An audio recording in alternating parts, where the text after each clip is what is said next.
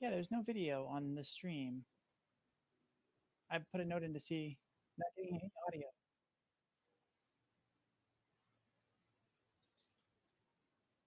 There I am. Somebody mute the camera.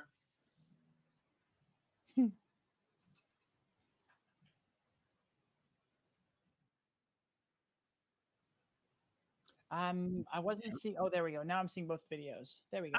There we go. Yay! Hey, everybody, welcome back. We didn't really go anywhere, but here we are. Take it from the top again, Jeannie. All right, welcome to Transistance, your weekly news and commentary show on issues surrounding the transgender and transgender adjacent community. I'm one of your hosts, Genevieve Bergman. And I'm Emily Kleckner, filling in for Marla tonight and for the foreseeable future as she takes some time off from the show. Absolutely. So, since we did a wonderful job of repeating the intro twice, how about we get into those articles, Em? Let's jump right in. First off, we have Oklahoma. Oklahoma bans non-binary birth certificates in a first-of-its-kind law.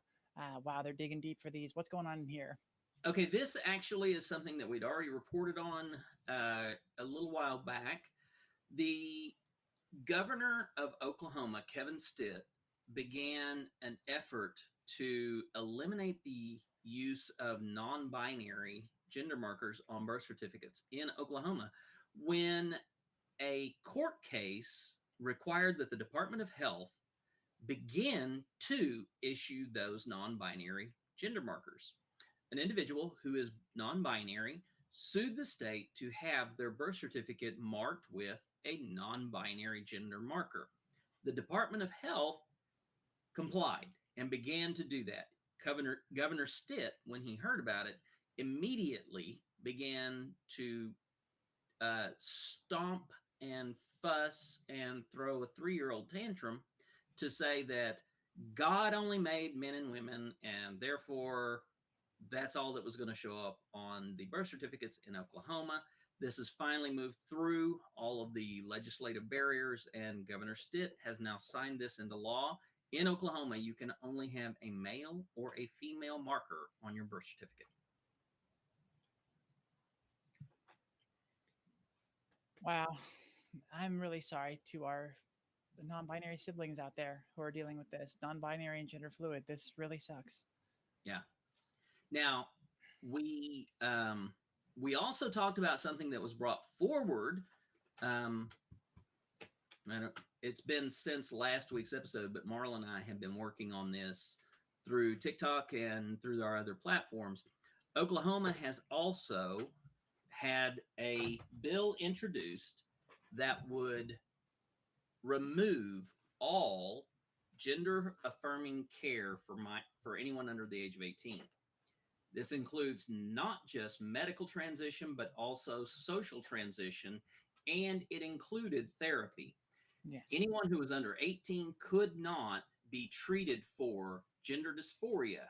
They could be treated for depression, they could be treated for anxiety, but they could not be treated for gender dysphoria. And so we are watching this one to see how far this one actually progresses. It started life as an amendment to a previous bill. It has morphed into its own bill. So we are tracking this to make sure that this kind of thing does not get passed without notice. Mm-hmm. Well, isn't it crazy that that they start with amending it, attaching it, slipping it into bills that are going through that Right. people are feel positive about and support, and then they do this, they sneak it in there. Well, now they're just to the point of being bold, where they come out and put the bills out there right at the front and in the forefront, right. And it's what's terrifying about that is the boldness and the fact that they truly feel and truly believe that this is something that they can get past and they can affect and limit the rights of people, just because they feel they've got the constituent backing enough to do it. It's crazy. Yeah, and the sad reality is that this is definitely just a playing to the numbers. This is not actual research. This is not actual efforts to develop rights or equality for anyone. This is just playing to numbers so that politicians can say, well, I voted to protect the citizens of Oklahoma from this menace. Mhm. And we're seeing that not just in campaigns, but they are doing it in the capitals. They're doing it in the legislative houses to, back up their rhetoric. Yeah, and it's just crazy that there's nothing we can really do against a wave of lies and misinformation. Um, the demonization that they've foisted upon us, what they've categorized us as, there's no basis in reality in it, Yeah. and yet there's really nothing we can do to push back other than to fight these laws and fight the politicians out front. It would be nice if there was some way where we could um, legally attack these based on those falsities and those myths, and basically make it impossible to pass any of this crap, any of these things And that are based on just complete falsehoods. and that's the issue right there, Emily. Until these bills are passed into law, they cannot be challenged. Mhm. They can be challenged at a committee level. They can be challenged on the floor of the House or the Senate within a state, but they cannot be challenged in a court of law until they actually become a law. So we have to watch these things move through the grinding wheels of political maneuvering to Mhm. get them passed into law. And we have to watch sort of in slow motion as this train wreck happens. Yes. And there's nothing we can do to avoid it. The moment these things are hitting, the moment they get signed, like the very next day, there are lawsuits being dropped by the ACLU, Human Rights Campaign. We are seeing fighting happening to get these things rolled back or to take the teeth out of them, to maybe put an injunction in place so that they don't go into action immediately. But we are also dealing with the reality that we have to watch as our rights are taken away, and we get to watch it in slow motion Well, each and and there's every day. even the thing of the fact that we are older, we're more established, we're kind of more settled in ourselves and all of that. And it doesn't, I mean, it bums me out. It sucks that it's going to make life harder, but it doesn't have the effect on us that it has the youth and the more marginalized communities that I feel the effects agree with directly. you completely, Emily, Which, because Marla and I both have taken time off of this show when we could not deal with the news. mhm, We have both taken time and we've said, I can't do it tonight. This is too heavy. This is too much. I can't do this. I can't talk about these stories anymore. And it takes a toll on us. mhm. And it does remove a lot of our energy. Um, just last week in conversations with Marla, it's like, why do I make the effort? Why do I even try? I had I had put I had put news out about the Oklahoma bill and the Missouri thing before Marla had. But Marla's videos were sent to me by multiple people to inform me. And it's like, I'm not making a difference in my audience. Mhm. I have an audience of maybe 100, 150 people. And I didn't even make a dent in their awareness. And now I have people who are in Marla's audience who happen to be in my audience sending me Marla's videos. And so that gets to be overwhelming when we realize how small our voice is and how little that we can do to impact not the legislation, but how little we can impact our own allies and community. Yeah, I get that. It can definitely feel that way. Yeah.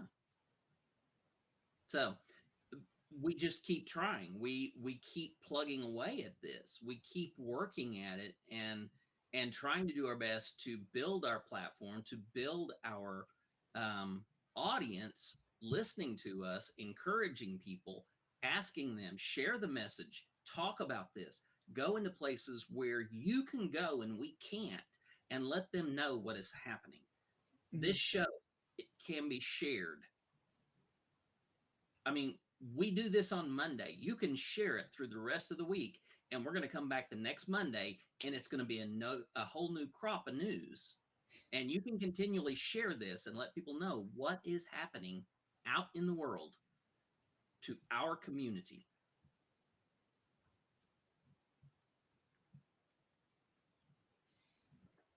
All right, let's go ahead and move on to the next article, but no different state. We're still in Oklahoma. What we're dealing with now is an Oklahoma bill that, what's that? That was the same one that I covered. That was the bill that removes the transgender care. The one that the headline says it requires school counselors to out students, and so that's another part of that. That is terrible. We have talked about it. Let's move on then to a new terrible person in the lexicon of anti-trans activism here. Lauren Boebert introduces spiteful bill to make traveling harder for trans people. I don't know how many of you are out and have experienced flying as an out trans person, but there are two ways to go through the main scanner, and that is as male or female. And if you, like me, when I was early in my transition, use breast forms, and or have breasts actually, and traditionally male genitalia, the scanner will balk at one of the two, depending on which way you go through. If you go through as male, it'll balk at the breasts, and if you go through as female, it'll balk at what you have between your legs. So either way, you are pulled aside and you are scanned, just for being trans, essentially. Mm-hmm. So, Jeannie, what else is in this article from this wonderful piece of humor? First of all, let me go back and say that Lauren Boebert and Marjorie Taylor Greene are the disastrous duo right now in the House of Representatives. Marjorie Taylor Greene is from Georgia. Lauren Boebert is from Colorado. And so Lauren is very much associated with the pro-gun movement, very much associated with the ultra-conservative movement. And so when Joe Biden kind of opened up conversation about increasing the support for transgender people, non-binary people within the administration, the Transportation Security Administration made initial efforts before anybody else to begin to make the process of accessing transportation easier for transgender people. It was going to scale back the scanning abilities so that they no longer perceived certain gender incongruities, I guess we could say, would no longer trigger a security alert. But Lauren Boebert, who is always concerned about the safety of her America, has said that by lowering the sensitivity or lowering the scanning criteria, then we are going to be increasing the potentiality for terrorists and other ne'er-do-wells to use the transportation system. This is what she said. Decreasing pat-downs and identity validation measures for people identifying as transgender might validate delusional leftists, but it does nothing for passenger safety. She called the new technology special treatment for trans and non-binary people, even though the machines would be for all people. And then goes on to say they are practically inviting terrorists to take advantage of our weak and woke security systems. The TSA literally has one job, and this isn't it. So, this is Lauren Boebert is one of the blowhards that we are experiencing. Again, the dastardly duo of her and Marjorie Taylor Greene. They are constantly on some form of attack to make transgender people out to be terrorists, to make transgender people out to be criminals or mentally ill or anything like that. Or So the very base, like she puts here, like supporting trans people makes the rest of us unsafe. yes, absolutely. Absolutely. And this is a part of the propaganda machine that is generating the rhetoric that we are seeing. Um, I was doing TikTok live this afternoon where I was talking about propaganda and how propaganda is being used to create the space to essentially remove transgender people from rights and public access. Mhm. And this statement, they are practically inviting terrorists to take advantage of this by recognizing transgender people. We are the ones who invite terrorists because it is a direct correlation. If the TSA doesn't recognize us, doesn't change the criteria of scanning, then terrorists are going to use our weakness that we've created to um, put other passengers at risk. This is the scare tactic. Mhm. This is using the propaganda to target a group of people and to offload the threat so that if Lauren Boebert says, look, we passed this bill to stop transgender people from getting their way through the TSA, and I'm the one that signed that, yay, yay for me. I was the hero and I was able to defeat the evil transgenders, which of course, you know, that's how they like to talk about Mhm. us as the genders. Um, but what we have seen over and over and over again is that this is the exact same type of propaganda that was used by white supremacists in the 50s and the 60s. It was the same propaganda used by the Americans against Asian Americans in World War II. It was the same propaganda style that we saw in Germany from 1930 to the 1940s against Jews, the Roma, homosexuals, and many other marginalized groups. It's the same type of information that was been put out about the indigenous people of America. If you go back and you trace the pattern of propaganda, what you see is the Republican Party is using the propaganda of the oppressor in so many different eras where we recognize the outright demonization, dehumanizing of a people group so that another people group, typically the dominant one, can look like the heroes. And it's so crazy. I knew that joining the trans community was going to affect my life. I knew it was going to make things harder. I knew I was going to be a target. All of that. I didn't. I could not have foreseen the scale of this and what people like us were going to be put through and how to what level we were going to be targeted. It's really it's it's so laughable and so terrifying at the same time. It's just It, yeah, and I mean, you came out a little bit earlier in your life than I did, and so mm, you were, in that space of being out a little bit longer. I come out right at the beginning of the COVID mm, lockdown, and then we meet each other, and then all of a sudden we go from, hey, let's build something for transgender people, to shifting gears and saying, wouldn't it be great to do a news story where news show where we talk about things that are happening in the transgender community?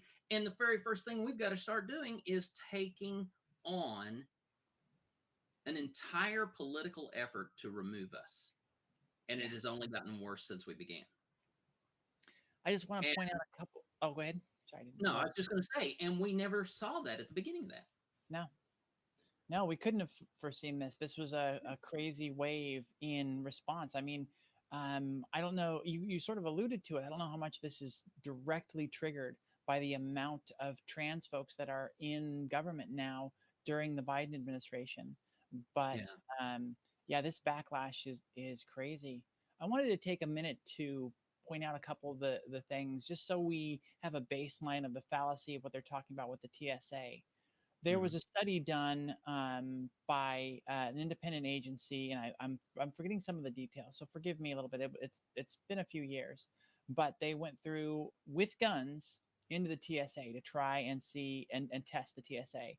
And Yeah. do you remember the numbers on this? How what percentage? Wasn't it like 80%, something like that, 70-80% of actual guns Yeah. in bags and on persons made it through TSA? Yeah. It was an outrageous number, somewhere in the neighborhoods of like 3/4 Mhm. of dangerous weapons that are outlawed by TSA standards made it through scanners, made Mhm. it through scanning processes. Yeah, which is the number one thing that they're supposed to look for. Point Hmm. number two, where do you find yourself in a single small space with more people than in the line before you go through a TSA scanner in the entire travel process? Uh, the Um, line to the women's restroom at a sporting event. Okay. But I mean, as far as the travel process, Right. the the pre-TSA line before you've gone through and been scanned for anything, when everybody has a big bag that nobody's looking at, and you're in the middle of a huge crowd, like that's where the danger lies, and there's no protection there for that. Right. If you're going to do something like that's where you could have the greatest effect. And so these, I just wanted to point that out. There's those 2 points about how flawed and how just absurd these arguments that Bobert is making are. That Yes. they're that this that making it more comfortable for trans people to be themselves, being human to trans people, Right. makes us unsafe, is Mhm. just utterly ridiculous. Yeah, I agree. And of course, I'm going to, again, put that in the historical context of this is exactly what has been done time and time and time again to dehumanize a group of people so that another group of people can take advantage of that. All right, well, let's talk about what Lauren Boebert says that we should do about it. Boebert tells gays who don't like the Don't Say Gay law to build your own Florida. Yeah, for some odd reason, Lauren Boebert doesn't listen to the LGBTQ community nor anybody else on the opposite side of the political spectrum, because if she did, she would know we're like, can we sell Florida in a yard sale? I'm sure Cuba would love it. Um, so, no, this is no surprise. Lauren Boebert loves what Ron DeSantis did in Florida with the Don't Say Gay bill. Um, and she has been, just jumping on the bandwagon of bad mouthing Disney at the same time. She says, look, if you do not like Florida's laws protecting kids from doing irreversible damage to their bodies, then build your own Florida.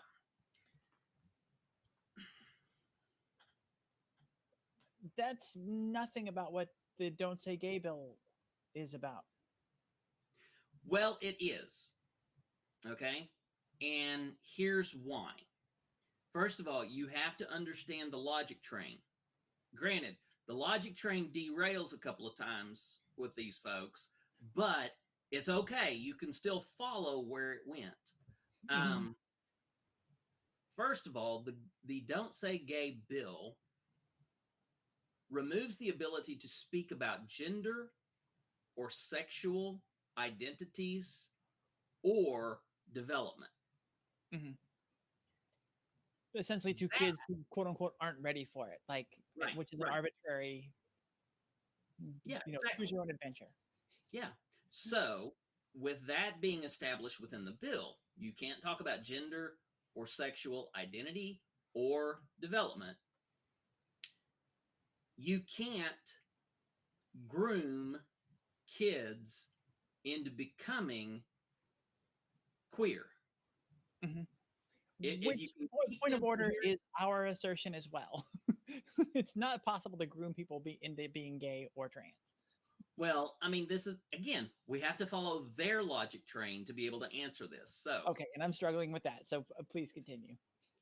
because if they can keep us from discussing those issues, then we are incapable of grooming those kids into believing that, and therefore accepting the grooming of the LGBTQ community, and then making themselves transgender, because that's the only thing in the LGBTQ community is being trans, because all the other letters are really just supporting letters for the T. But they can't be convinced through that grooming to then go and pay off a doctor to violate WPATH protocols, AMA guidelines, or anything else, and have that doctor do a surgery that cannot be undone. That's the logic. If you don't talk about it, it can't happen. Yes. Just like if you tell kids that the only way to practice safe sex is to abstain, then no one has sex. Exactly. Right. We've proven, we've got plenty of evidence that their logic always works out to the best, right? Yep. Absolutely. Absolutely. So let's move to the other half of the disturbing duo here and talk about Marjorie Taylor Greene, despite our attempts to avoid. She says that Satan convinces women to have abortions to keep their boyfriends. Wow. So we, I guess, have to do this one. What's going on here? Okay, so Marjorie Taylor Greene, who has proven her intellectual prowess, has now stepped into the realm of theology.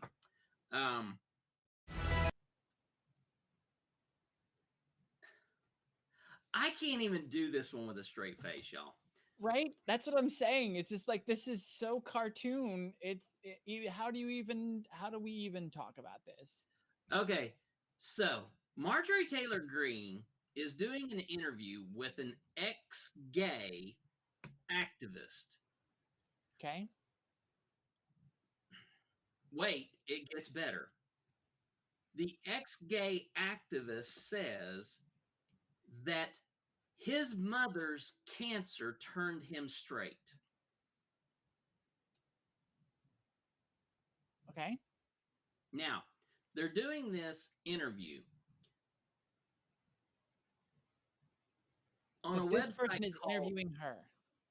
he is interviewing her on a website called churchmilitant.com. Adding it to my favorites. So, this is what Marjorie says. Abortion is a lie that Satan sells to women. He sells it to them. On Fridays, it's $49.99. No, I'm sorry. When Satan sells a sin, it's not loud. It's whispered softly and gently into your ears and into your souls. And Well, if anybody would know, it would be her. I'm quite sure she hears a lot of whispers. And he tells you it's okay. And he says, it's just this one thing. You're just going to get it done, get it over with. And then he tells you a promise. He promises you all these dreams that you have in your heart. And that's how Satan sells the sin, and that's how he sells abortion. He tells a woman that you just have to go to this clinic, Just get it over with. And then that guy, he's going to stay with you. That boyfriend or the guy, whoever he is, he's going to marry you, sweep you off your feet.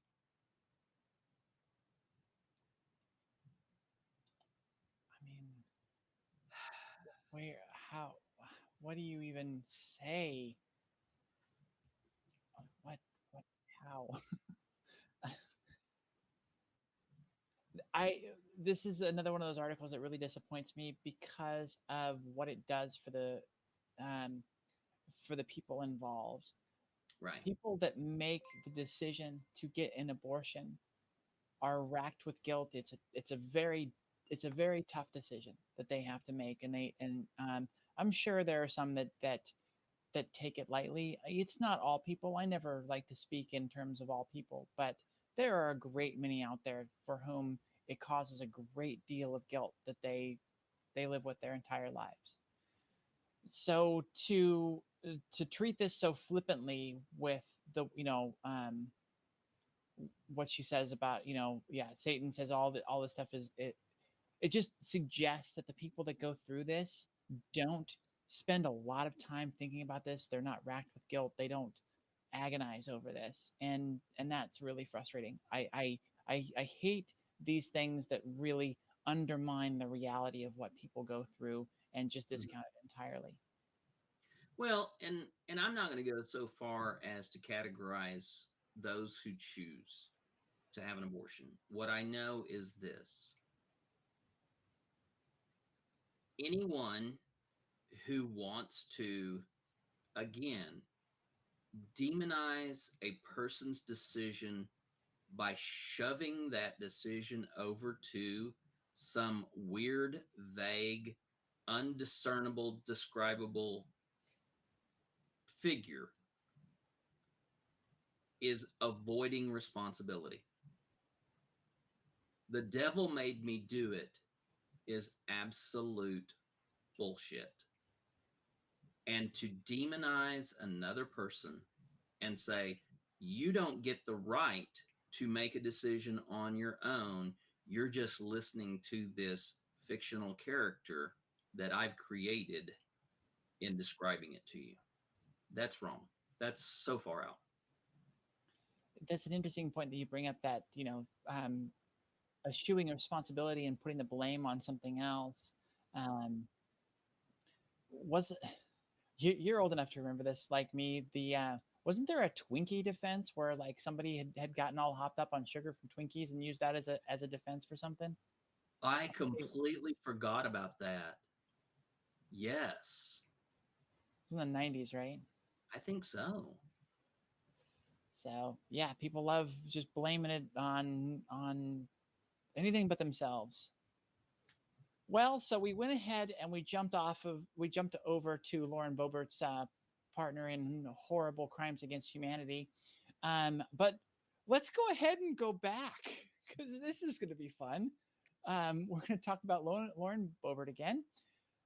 She accuses Tyra Banks of grooming children. Of course she does. I mean, of course, if you in any way support, accept, or in otherwise, basically, if you don't see a trans person and beat them with your own hands, then you're a groomer.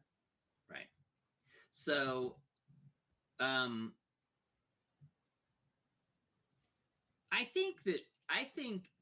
personally, I think that Lauren Boebert and many of these other individuals need to have their press managers get together and have a serious intervention and say, stay off of Twitter.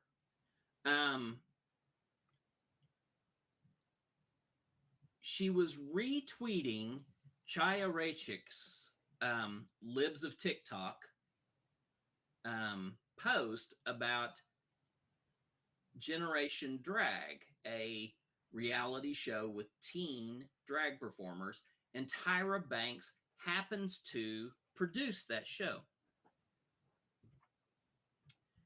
As a way of making commentary, she types 3 words into the tweet: Siri, define grooming. And so by doing that, she basically sets out that Tyra Banks is grooming teenagers just because it is a teen drag reality show.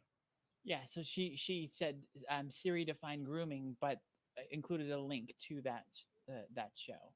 Yeah, Or, to the article retweeted from Libs of Libs of TikTok. TikTok Yeah. commenting on that show.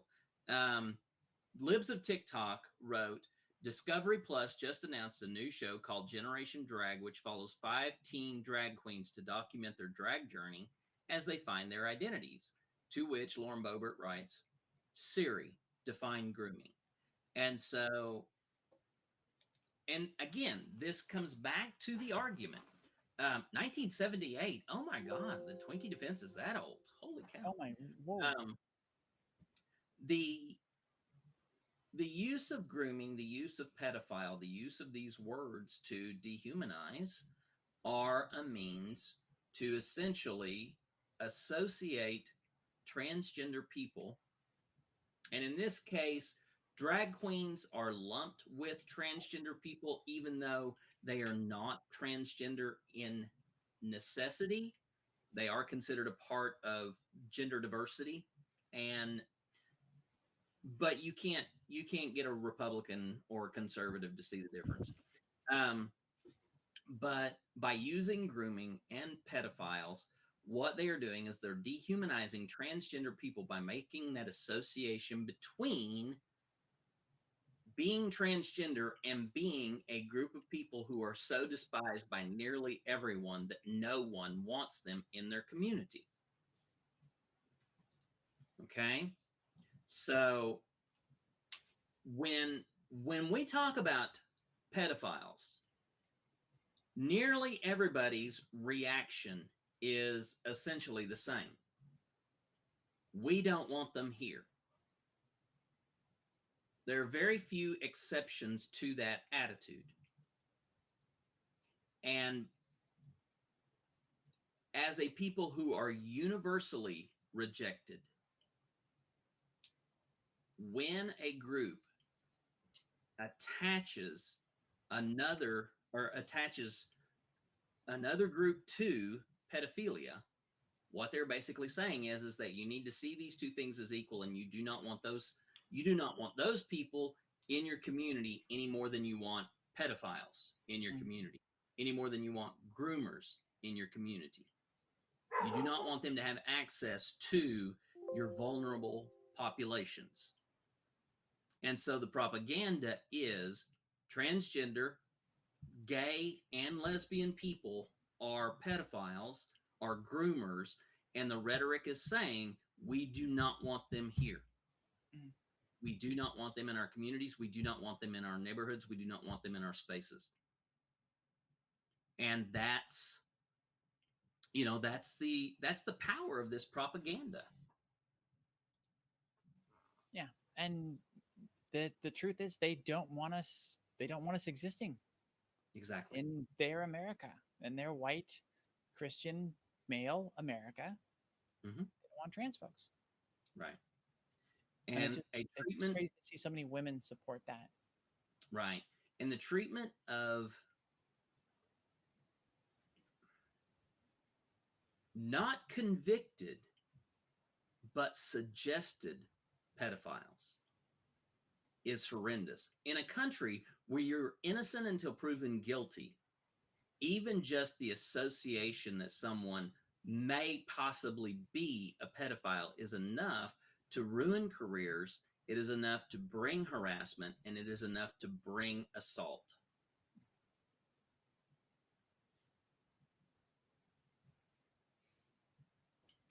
All right. Let's move. There is one little addendum that I want to bring into this. The whole Lauren Boebert, Marjorie Taylor Greene dastardly duo, there may be some cracks in that relationship because there are reports coming out.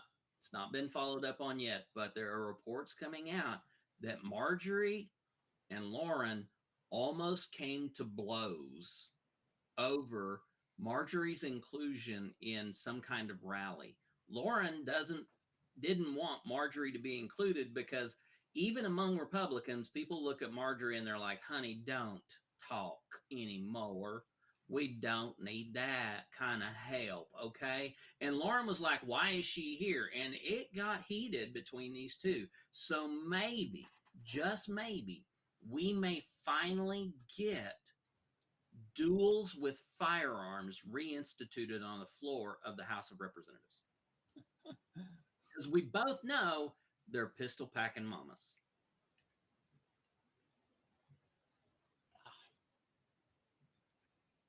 Oh, just the visions in my head now. Let's go over to another GOP lawmaker who has called their Democratic colleague a huge transgender female in an unhinged rant, apparently. What's going on here? So Kansas, strangely enough, Kansas has their first transgender representative. And Representative Stephanie Byers is from just, is representing a district in, Kansas. She's not really trying to, upset everybody's apple cart. But her colleague, Representative Cheryl Helmer, sent an email to a transgender student where she called one of her colleagues a huge transgender female and then claimed that women and children are raped, sodomized, and beaten in bathrooms by transgender women. She said, personally, I do not appreciate the huge transgender female who is now in our restrooms in the Capitol. It's quite uncomforting. I have asked the men if they would like a woman in their restroom, and they freaked out. Little girls have been raped, sodomized, and beaten in the restrooms by these supposedly transgenders who may or may not be for real. As a biology major, I understand the difference biologically between a male and a female. No surgeon can cut, remove, whop, add to change that biology that is chemically occurring in each and every fiber, bone, and molecule of every human being. We've had girls beaten up by boys that say, I feel like becoming girls today. So that's not fair either. And that's what I was trying to come across with. But liberals don't listen to us. It's really hard to listen to someone spouting crazy and lies at the same time. Right? Take a step back. A representative of the state of Kansas called another representative from the state of Kansas a huge anything. Mm-hmm. I got chewed out seriously bad one Easter when I made a comment because my wife was doing something very good to help out the kids during the Easter service, because there's always a lot of kids in the Easter service. And she was wearing a lovely black and white animal printed jacket. And I said, without thinking, hey kids, if you'll go back there to Miss Lisa, she's the one with the big old zebra jacket on. I was roasted for calling anyone a big old anything publicly.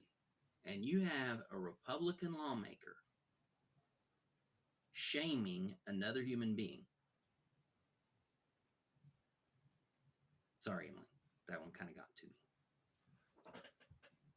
Yeah, no, I totally understand that. And it's just the lack of decorum is total. Yeah. There is no respect for human beings at all. There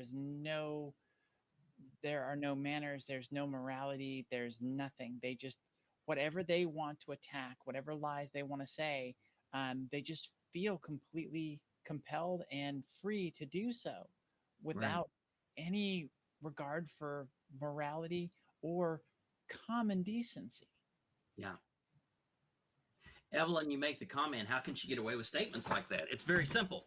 It's called freedom of speech. And she can say whatever she wants to. Mm-hmm. The question that is always put out is, what are the consequences? And if she says something, she has to pay the consequences of it. But if she's not forced to pay the consequences of it, then it's not a matter anymore. Well, and that's the big problem with our political system to begin with, right? Is that mudslinging has been so encouraged. Yeah, It's the whole train wreck thing. Like everybody likes to stop and look and watch. right. It's entertaining. The more ridiculous and just basically obscene that someone is in their attack towards someone else, like the more fired up the base gets. Absolutely. Absolutely. It's frustrating. All right, let's well, I was going to say let's move on, but we're still staying in Kansas here. But this is some positive news. Yes, it is. Trans equality wins in Kansas as legislature fails to override the sports ban veto. So the sports ban was vetoed, and the legislature couldn't get it together to override that ban. That's very good news. Jeannie, tell us about this one. Exactly. We reported last week that Governor Laura Kelly from Kansas had vetoed the anti-trans sports bill that had passed through the Kansas legislature. This would ban only transgender girls from participating in school sports. The bill does not restrict transgender boys. When she vetoed the bill, she was, in fact, Marla and I had a big debate on whether or not it was performative justice or not. But here we see that the Kansas legislature did not have enough votes to overturn the veto. So the Kansas anti trans sports bill is dead. It is not going to be appealed. You cannot push it back through. They have to start over from square one to try and get something passed. Do you have any insight into what some of the key things were that got it that basically stopped it in its tracks? Because sometimes it's just like some vague wording or something that they could easily go back and rewrite and come back with something that's even stronger or something that still gets through. Mostly it is because Kansas is not technically a fully conservative state. There is a lot of conservative representation, but when you start looking at Kansas City and the metro around that, when you start to look at Topeka and Wichita, and you look at those major cities, you begin to see that there's a little bit of a skew toward moderate and liberal leaning ideologies. The rest of Kansas has to make up the balance of that. And that's going to be a problem because the population density in western Kansas is so low. And so when we see something like this, it's probably just the fact that in all of Kansas, there just was not enough conservative representation within the state legislature to actually push this through. There were more moderate looking Republicans who were like, I don't know, this just doesn't work. And so that's what we're looking at. There's nothing that would necessarily say that something in the bill was defeated. I think it was just a matter of there was enough resistance present that they could not get it overturned. Good. That's very good news. That's what you want to hear. That the idea in general is what was unpopular. Yeah. So let's move next door and talk about a state that is proving more successful with their anti-LGBT efforts. Missouri GOP lawmakers want to ban trans adults from getting gender-affirming health care. Is this what we were talking about last week, where the youth ban against surgeries extends up to 26? 25, yeah. That's exactly it, Emily. This is pushing up into adult numbers, adult ages, because of some research that's come out from neurosciences that says that the prefrontal cortex, this part of the brain, that is very influential in decision making and in critical thinking, this part of the brain does not fully develop until the latter part of the 20s. And so Republicans are using that argument from science that people do not have that critical thinking ability until age 25 as a minimum. So they are trying to push to get gender affirming care restricted to 25 years old. Mm-hmm. And we talked at a decent length last week about what that means for basically the definition of adulthood. Right. It affects voting age, that affects military service. I forget what I made tooting my own horn. I feel like I made a really good point as well. I forget what I was throwing into that ring, but it affects a lot of the current definitions of things. And like driving, obviously people they're allowing kids to be in charge of behind the wheel at 16, but I don't know. I think this calls into question a lot of the things that are rights for adults. And this is going to be an interesting fight. Yeah, I think it is. I think it's going to continue to go back and forth for quite some time, because this is the kind of thing that'll pass into the Supreme Court very quickly. When you start taking rights away from adults who have the legal ability to determine for themselves, and that's the catch.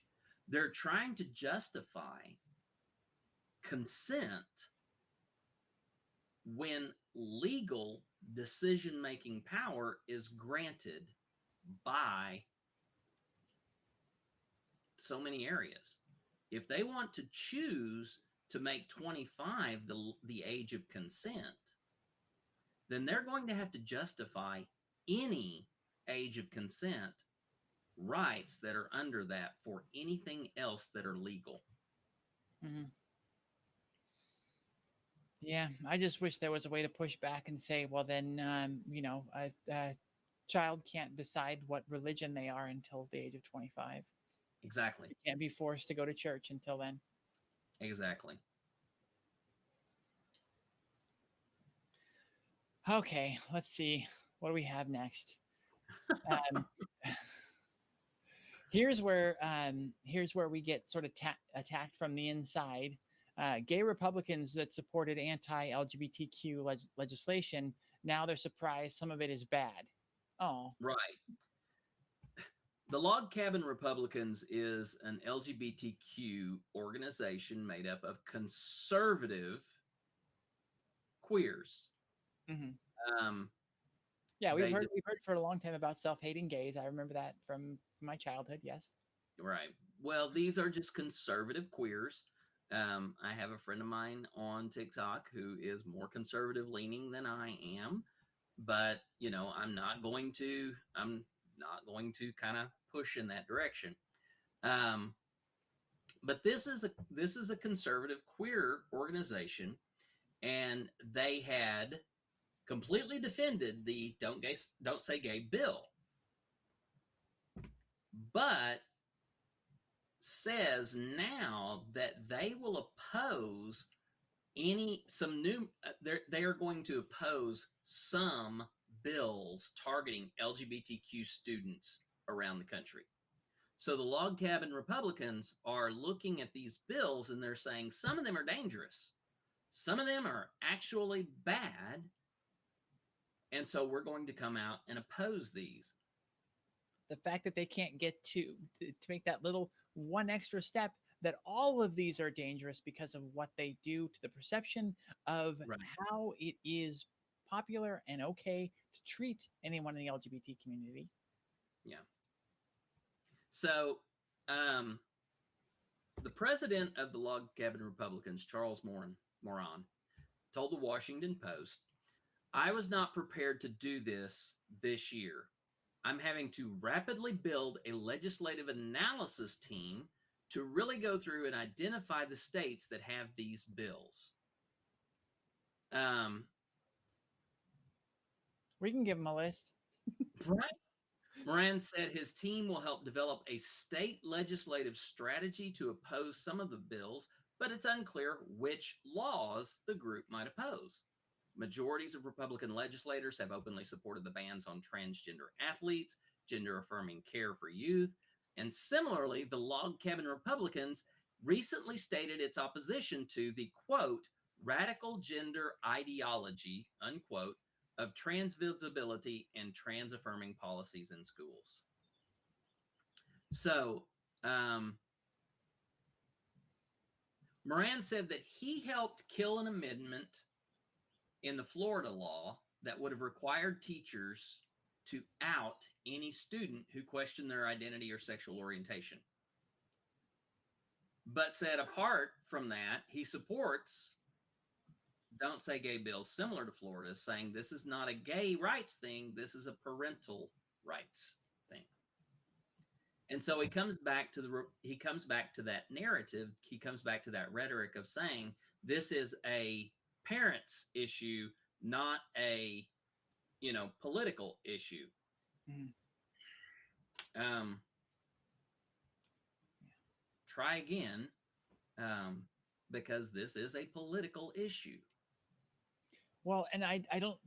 This is again where it gets super frustrating. Is the people that are going through that are doing this, these log cabin Republicans who are members of the LGBT community, should understand that the parents are often one of the most dangerous parts of this for LGBT youth.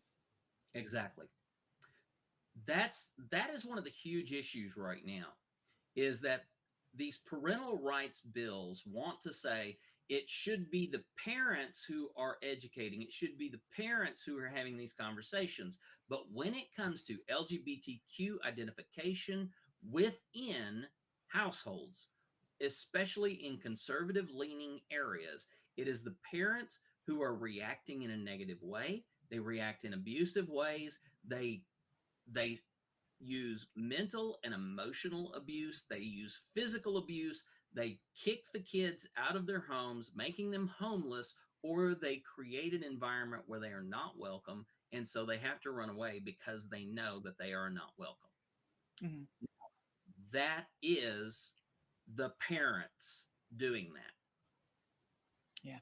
It is not the teachers sending a note home saying, hey, you need to kick your kid out of your house. Hey, you need to beat your kid for being gay. Hey, you need to make sure that you constantly demoralize this individual because they may be trans. That is not the teachers doing that. That's happening in the homes. Mm-hmm. And now in the legislature. Well, yeah, and now the legislature. But the thing is that many of those kids, they get to school and they find their first support and affirmation that gives them that chance to not become a statistic. Because the reality is without that one voice in their life affirming them, the chances of them becoming a statistic is well above half and pushing up into the 3/4. Mm-hmm.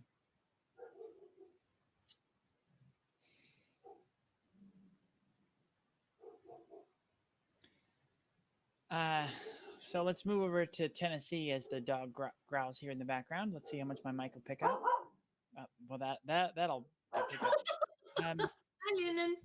Hi, Lennon. And here comes my beasties because I acknowledge somebody.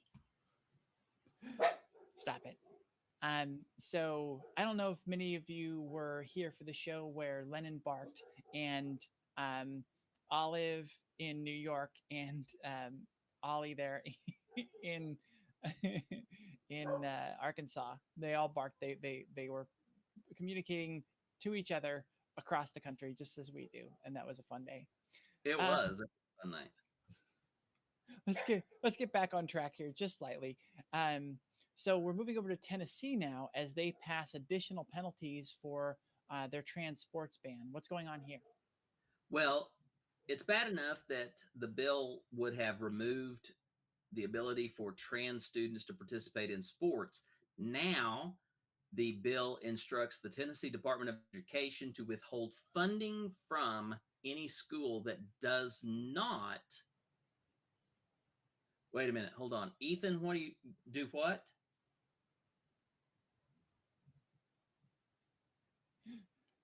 I'm gonna come back to you, Ethan. I want some more details on that, and we'll cover that in just a second. Um, any any school that does not enforce the ban would have funding pulled from that. So state money would be taken from that school because they did not enforce the ban. And that's, yeah, I mean, that essentially shuts the school down. Yeah. So you have to treat your kids the way we want them treated. So again, they talk out of both sides of their mouth. You know, it's the parents' rights, and the parents are the ones that are the electorate who choose the people who run the schools, and then the people who run the schools, the ones that hire all the everyone there.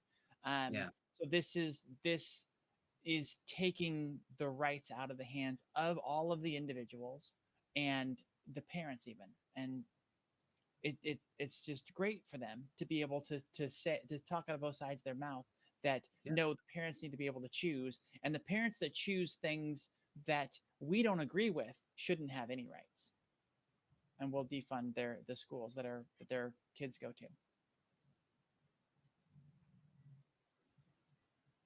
Hang on, Emily, cover this next one, please. Okay. Let's see how well I can do this, having not had a chance to read any of these articles yet. This is a fun one, and this is where we just get extremely off the rails, and it's an unfortunate one to get to by myself because I'm going to need Jeannie's comment when she comes back. But Ohio State Representative Jean Schmidt defends the abortion ban recently by saying that pregnancy from rape is an opportunity, in quotes, for women.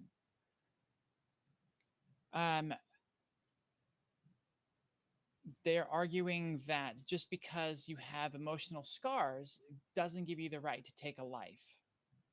Again, they're using a very, very, very, very loose definition of what life is, because, of course, it serves their purpose. This article here, I don't know if I can't tell quite if we're in the voice of the person or not, but rape is bad, but not bad enough to warrant an abortion, according to one Republican lawmaker from Ohio. So it is in their words. It's a woman. She introduced her anti-abortion measure in front of the Ohio House Government Oversight Committee on Wednesday.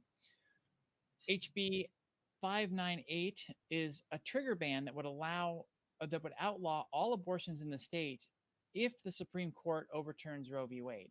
So it's just basically a domino law waiting for the eventuality of Roe v. Wade getting overturned.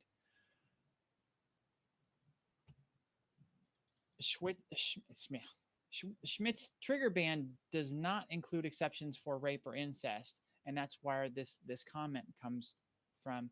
Rape is a difficult issue, and it emotionally scars the individual, all or in part, for the rest of their life, just as child abuse does. But if a baby is created, it is a human life, and whether the mother ends a pregnancy or not, the scars will not go away, period. So she's just making the choices for people and what they have to deal with in their life. It is a shame that it happens, but there's an opportunity for that woman, no matter how young or old she is, to make a determination about what she's going to do to help that life be a productive human being. So a 9-year-old who is raped by a family member and gets pregnant, this is an opportunity for her to make a determination. Now, granted, someone who's under the age of 25 is not able to make a determination for themselves about their body, but they can make a determination about what the future is of this child that has been foisted upon them. Okay, Emily, I'm going to break in right here. Okay. This is a first for us. We're actually doing a breaking news thing for Transistance. Politico released at 8:30 Eastern that an initial draft majority opinion written by Justice Samuel Alito has been circulated inside the court, and Politico obtained a copy of it. This was originally written in February, and these are not final statements. These are not conclusive, but until it is published, we have this initial draft to work from. And what it says, based on the majority opinion, Roe versus Wade is being overturned. Mhm. And that they are sending the issue of abortion back to the states. There will no longer be, if this comes out, and when it is finally published in maybe a couple of months, if it remains true to this majority opinion that we saw in this,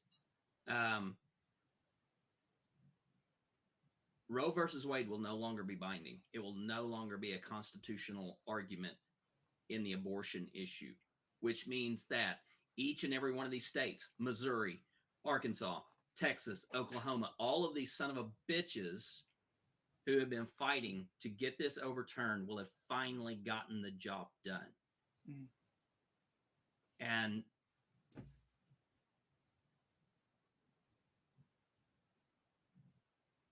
it is going to remove legal protections that Roe versus Wade have provided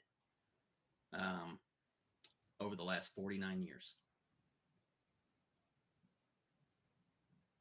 Which lots of people have done studies on and proven that it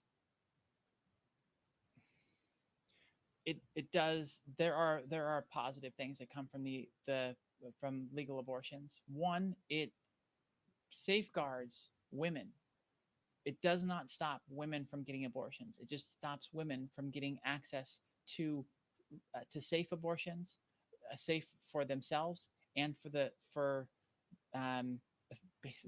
basically for themselves. I won't dive into anything else there. But I thought it was very fascinating reading Freakonomics and that they can make a correlation between legal abortion and crime decreases, because when you force people who don't have the means to have a child, then they're out working multiple jobs. They're not there supporting the child and giving the child guidance and just basically the support that they need. So these kids are going out, they're joining gangs and all of that. It's a pretty easy logical thing to follow, but again, that's something that is more. It's not a direct correlation. There was no way to make that correlation direct. So it's a fact about the matter that is easily overlooked. And I mean, it's just so frustrating, right? To be talking about the party that talks about state and individual rights, the parents' rights, and all of this, and yet everything they do is to remove the individual rights, the choice, especially when it comes to medical care. This is because, again, like you always say, Jeannie, it ties so directly into transgender rights. Once they can limit the medical rights of adults in this country to make decisions for themselves, then where does it stop? Exactly. And these bans against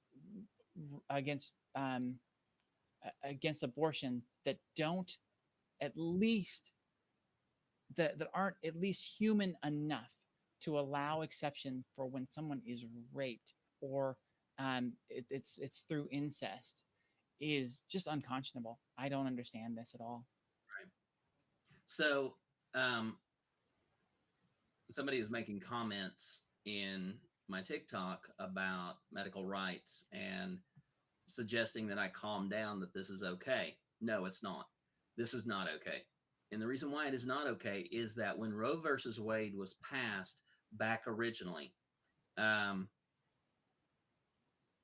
thing is, 49 years ago, gay rights had not been fought for. 49 years ago, same-sex marriage had not been legalized.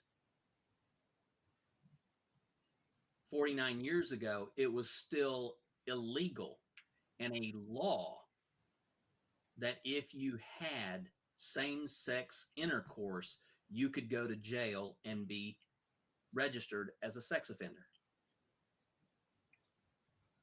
49 years ago, we did not have a trans movement trying to gain legitimacy.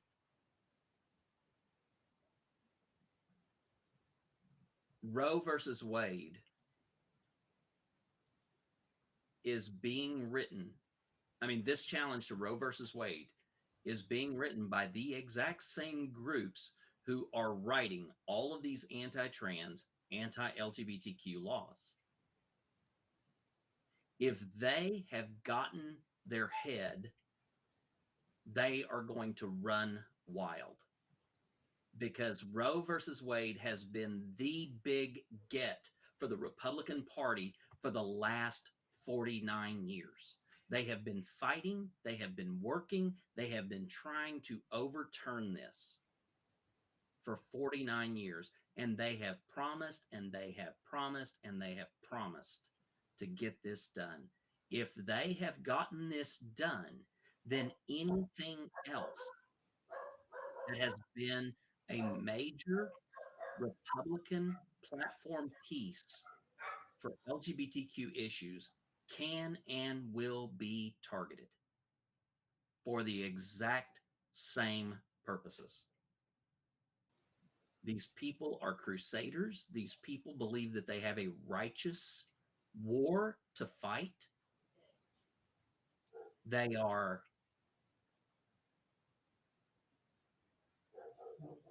believe that they have God on their side to stop these acts against unborn children. But next, they have set their eyes on transgender children. Mm-hmm. Midvani in chat asks, one can only wonder whose civil rights they will assault next if they're taking away a woman's right over her own body. And yes, the obvious one for us is trans and LGBT. But basically, what this proves is no human right is sacred. No human right is off the table. Yeah, bodily autonomy has just now possibly.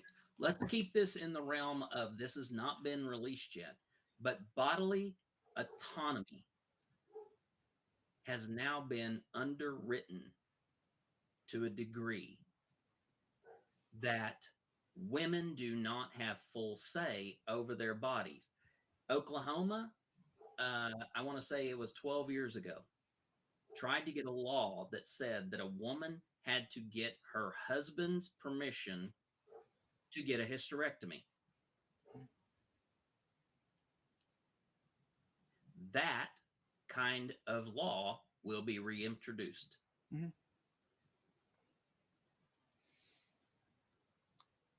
There's some comment in chat about ectopic pregnancy, and they're trying to ban abortion of that as well, which medically is proven the child does not survive, the embryo does not survive in ectopic pregnancy, and the mother almost certainly dies. So there was video taken from the Oklahoma House last week where a representative stood up, read the bill, and said, why do we have this exclusion for ectopic pregnancy?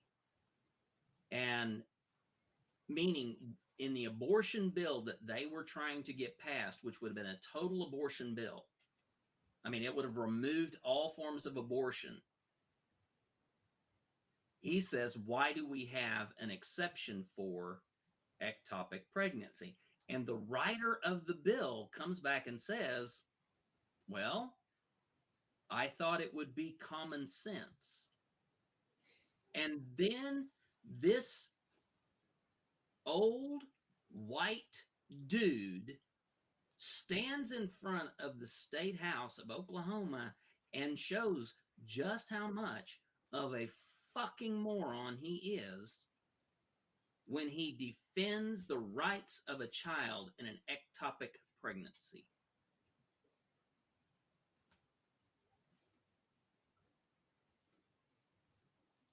And it's like, you have got to be kidding me. These are the people writing these laws. Mm-hmm. These are the people writing these laws and saying, we know better than doctors. We know better than psychiatrists. We know better than abuse and hotline advocates who are on the front line talking to people. We know better because we are old white men. Mm-hmm. And I'm like, no. Reptiles and Chaos in chat says this is why lawmakers should not be discussing rights of people without having medical degrees. And it's like, yeah, because medical science proves the legitimacy of at least transgender people, definitely intersex folks, and definitely disproves the whole there's the male and female and that's it argument. Right. And it's just like it just takes a very basic degree in either of those to be able to disprove that entirely. And yet they can create laws without any basis in reality whatsoever. Right. So there was, I'm trying to find it because I thought I tagged it over here in the Discord.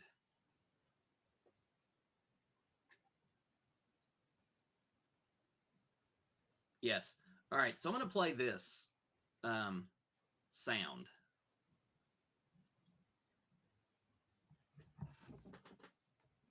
It'd be great if this was a Rickroll. Yeah, because you know me.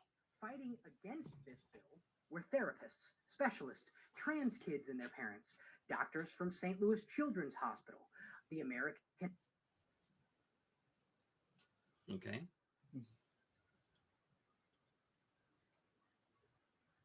Okay. Academy of Pediatrics, a rep for Missouri OBGYNs, and the American Medical Association.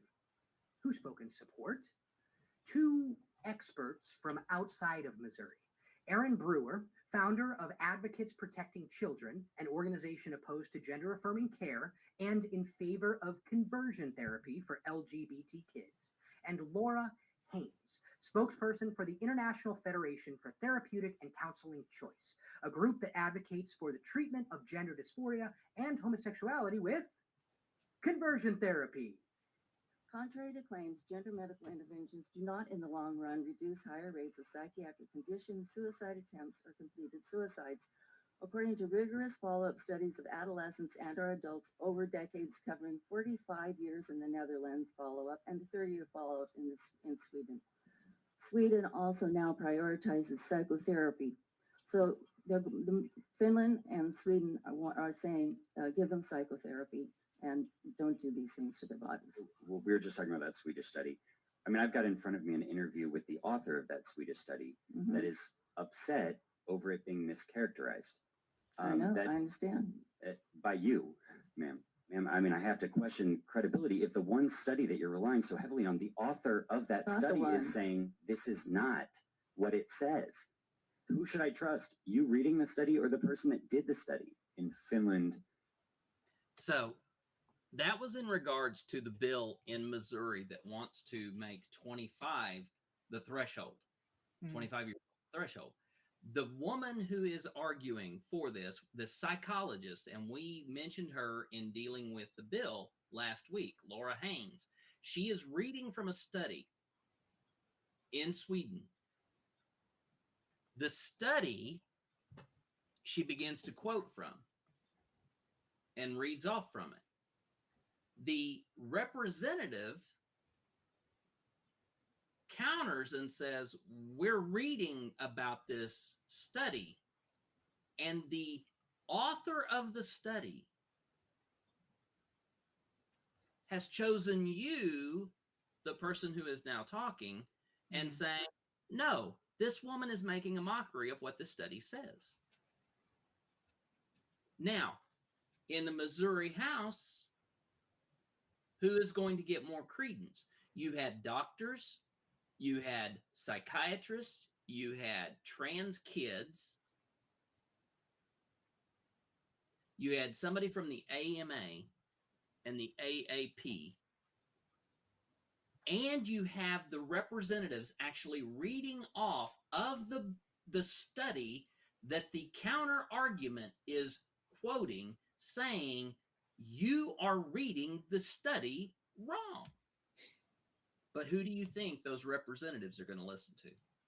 Please remember that this is the same state that we shared a clip from by one of the representatives standing up and saying, I was scared of you, but I am not scared of you anymore.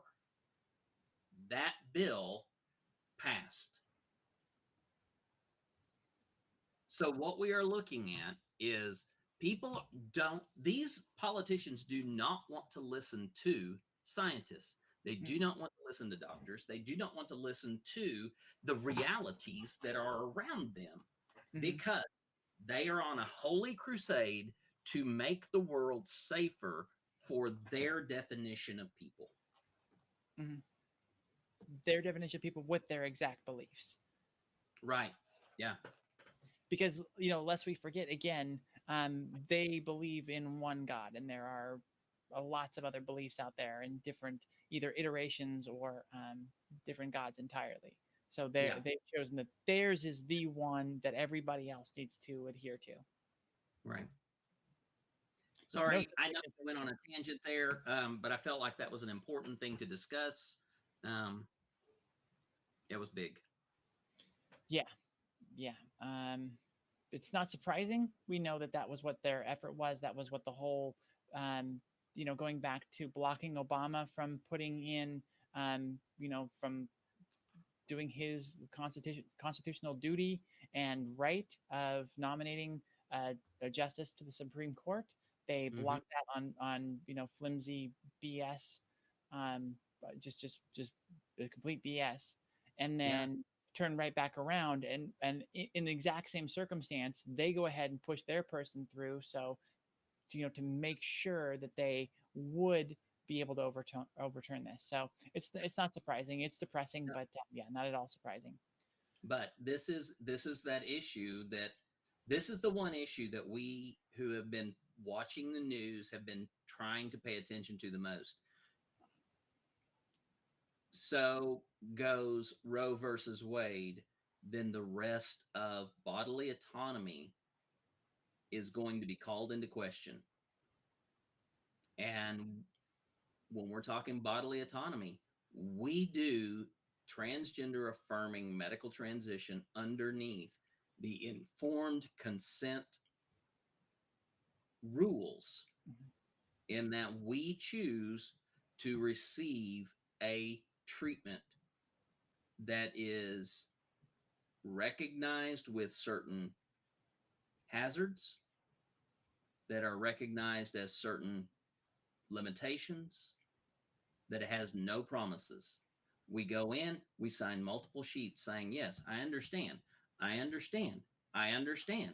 We understand that we are doing this to our body for our own well-being. And I take complete responsibility for that. Yes.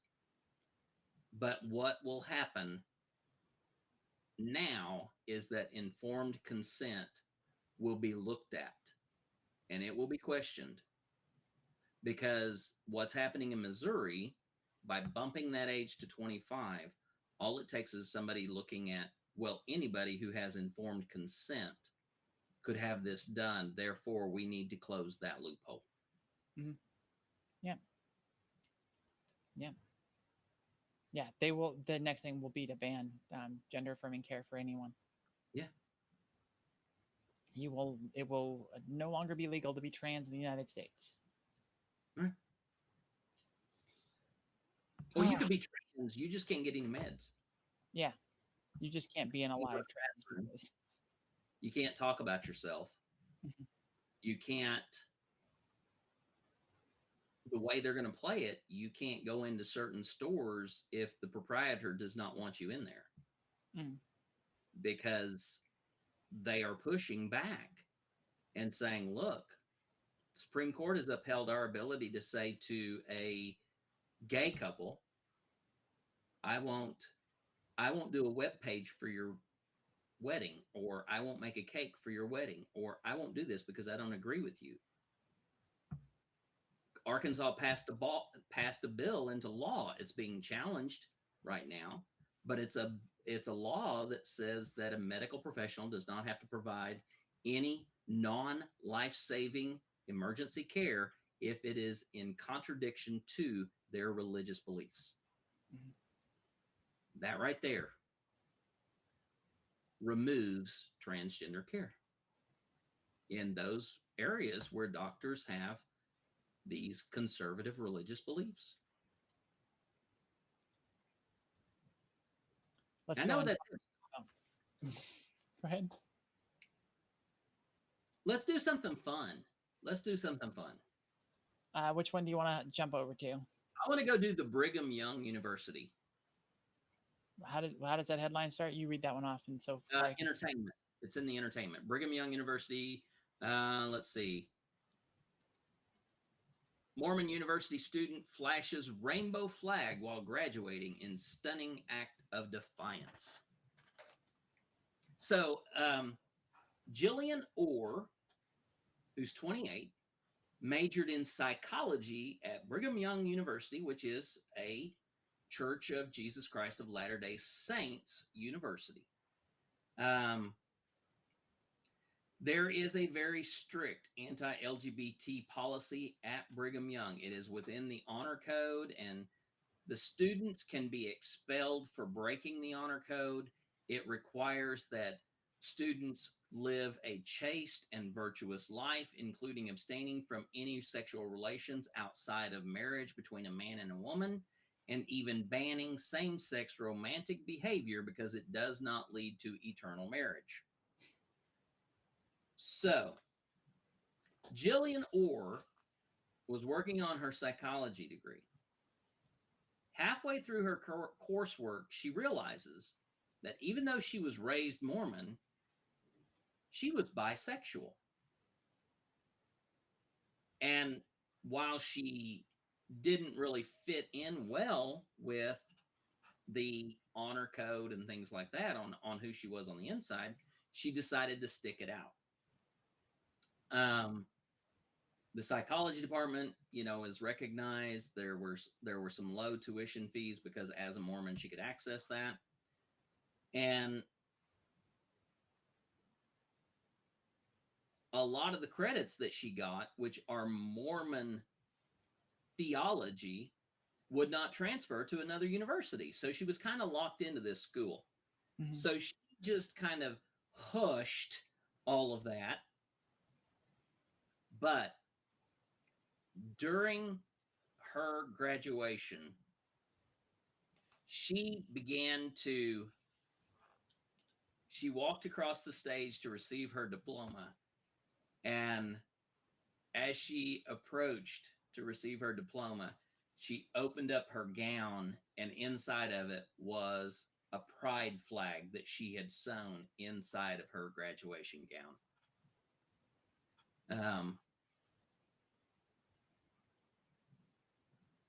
This is what she wrote on her TikTok.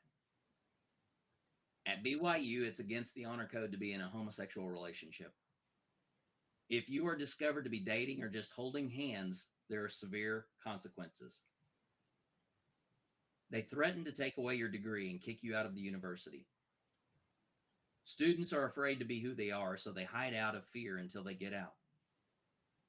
I will not hide. I will be seen in front of the entire school. Good for her. Yeah. Rosa, honey, wait, what?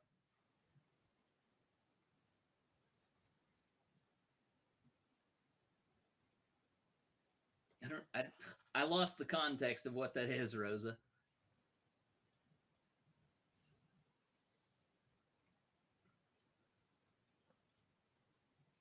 All right, that next story, M. After that one? Okay. Thank you, Rosa. I've not seen the Book of Mormon. All right, so the Christian TV show. All right, a Christian TV show faked anti-Christian graffiti to get more viewers. Their real fans were outraged, as they should be. Surprise, surprise, that a Christian organization is, found spewing lies. What's going on here? Okay, so there was a TV show called, or there is a, I don't know, I don't follow this stuff anyway, called The Chosen. And there was a huge push right before Easter weekend to promote the show by purchasing space on billboards in 70 places across the country. The next day or two after the billboards had gone up, 48 of the 70 had been defaced with different phrases denouncing the show or childish, comments and remarks or other vandalism.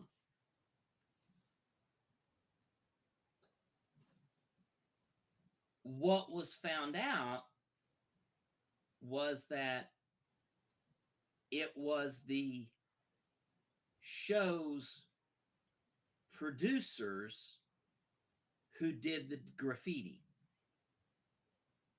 So when the graffiti shows up, Christians get in an uproar. Oh, people are blaspheming. People are making a mockery of Jesus. These are bad things, and our world is so lost. And then the people behind the series come out and they said, yeah, we did that because we wanted to boost ratings. The vice president with the show said this. Oh, no. This is, well,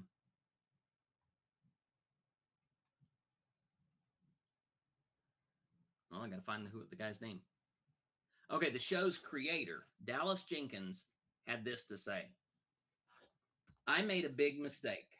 I want to apologize to you who are watching who saw those billboards as a core, passionate, loyal fan of the show and felt defensive of the show and didn't know that this was us, didn't know that this is part of the marketing campaign.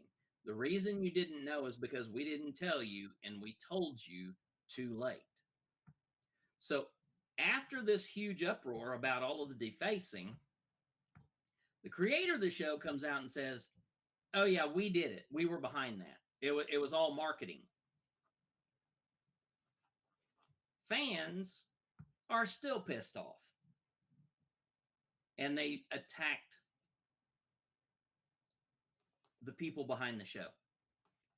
You guys missed the mark on this. The billboards are distracting, evil, and wrong.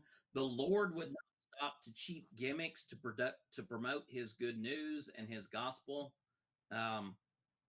Which, by the way, if you don't know the story about the feeding of the 5,000, cheap gimmicks, that one's right at the top. Feeding, more than 5,000 people with a few loaves and a few fish, that's a pretty good gimmick, So, but anyway, so there's this Christian show. They decided to rickroll themselves, and then they paid for it.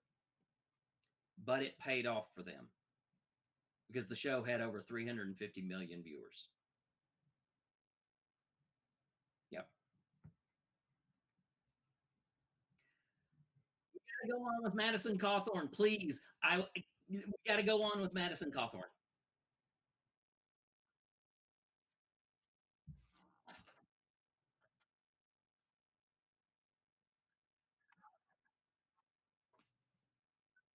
The dastardly duo.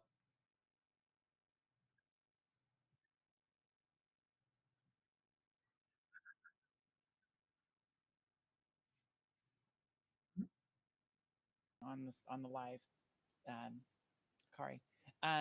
Anyways, there are so many people that it's just kind of like this list is crazy. But anyways, one of the big ones is Madison Cawthorne, who's been, spewing a bunch of lies about us and all the same, tropes, all the same stuff. Yeah.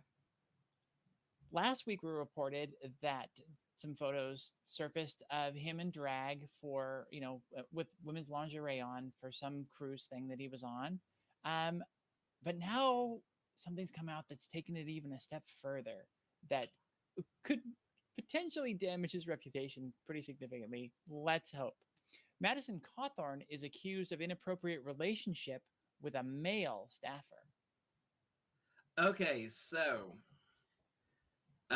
by the way, if you all didn't see Trevor Noah's coverage of Madison Cawthorne's last month, you need to go find it. It was on the Daily Show, Trevor Noah, where he talked about everything that Madison Cawthorne has been getting into. But there has been a video released where Madison Cawthorne appears to be groped by one of his staff members who happens to be male. Now, this is all hearsay. This is all gossip. This is all non-confirmed. And by God, we're here for it because this is the entertainment portion of this show to make up for all the sucky shit we've been talking about before. And this is definitely entertaining, so let's go. Yeah.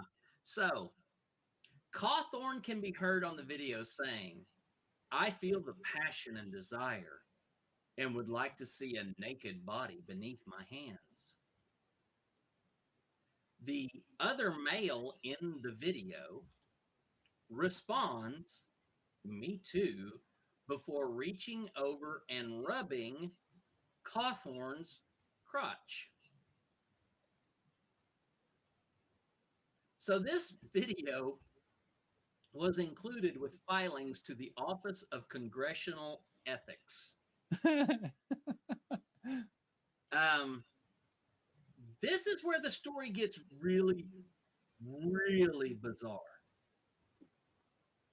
So this staffer that Cawthorne is with in the video is Stephen Smith. According to the filings with the Congressional Ethics Office,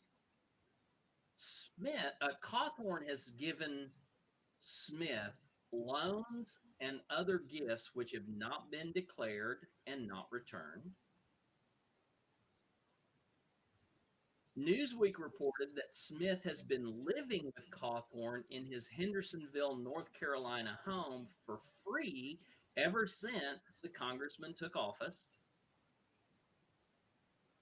The pair are so close that Smith joined Cawthorne and his wife on their honeymoon to Dubai in 2021. In December, okay, so they got married in April.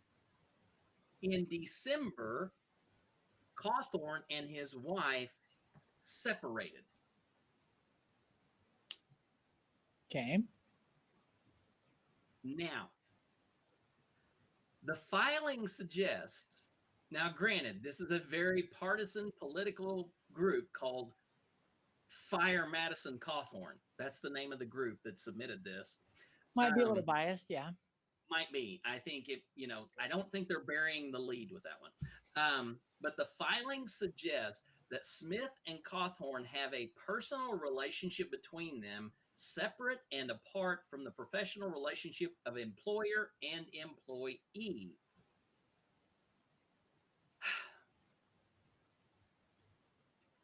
The group also filed screenshots of what is believed to be Venmo payments between Smith and Cawthorne with notes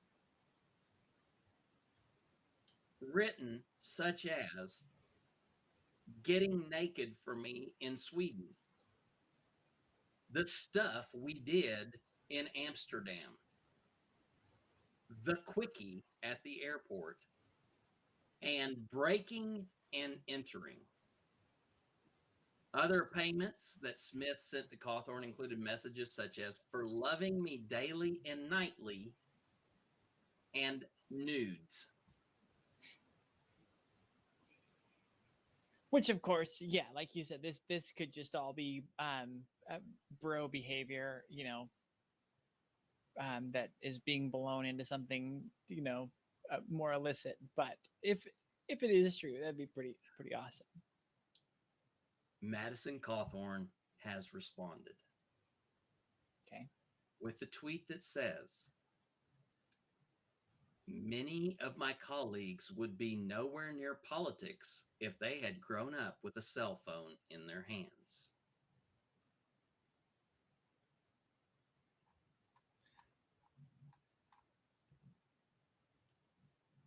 So there are no politicians under a certain age then? So, folks, this is what we call a smokescreen.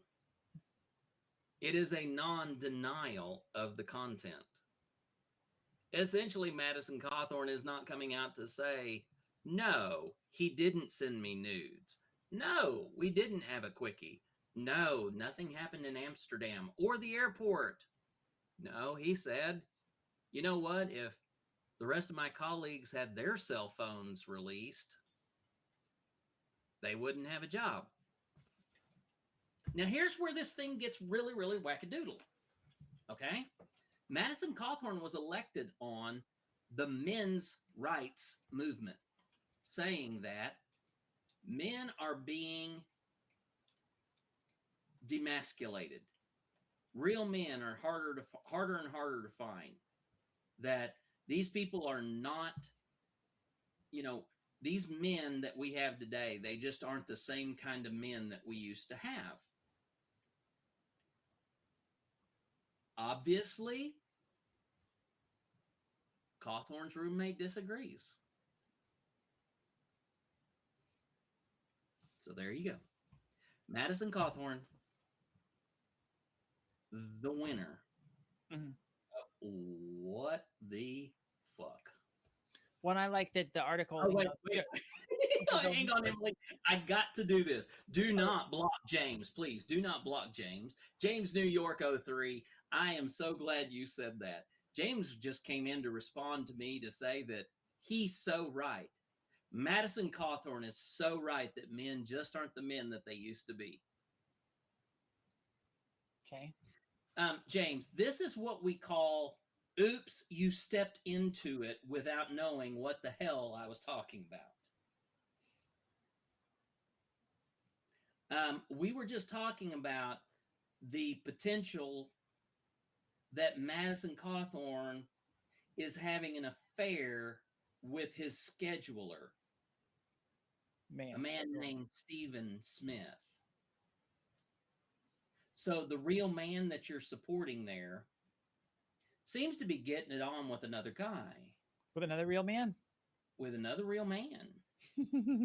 Please tell me, please, what kind of a man you looking for? All right, moving right along. I just love, well, before we do that, I just love that in the article it says, the video and photos and description could all potentially be explained as bro behavior, as I was saying before, between two young and immature men. And frankly, Cawthorne's history would support that. He has been cited twice for trying to board a plane with a loaded handgun.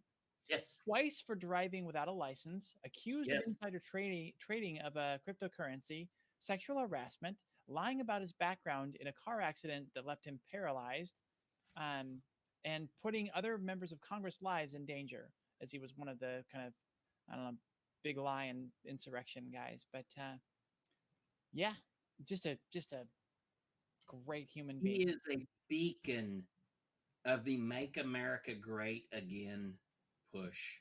Mm-hmm. I think his kind of America is the kind that we can all get behind.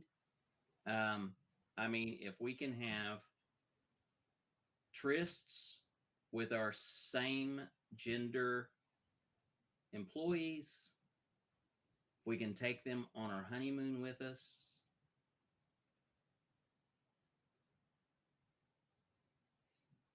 So funny. It's really hard to excuse that one away, especially since he's separated from his wife, which I thought that was I thought marriage was sacred. But anyways, yeah. So James, New York 03, he provides me with a counterpoint and said Jerry Lewis tried to board a plane with a loaded handgun. Do you want to say something about him? Yeah, Jerry Lewis was not an elected official of the United States government breaking the law over and over and over again and claiming to be an upstanding, law-abiding citizen.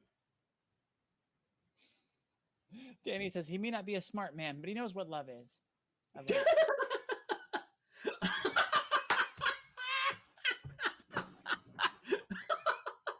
So James's intelligent retort is, "Oh, so that makes it okay?"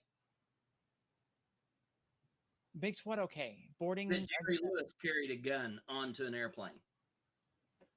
It's illegal.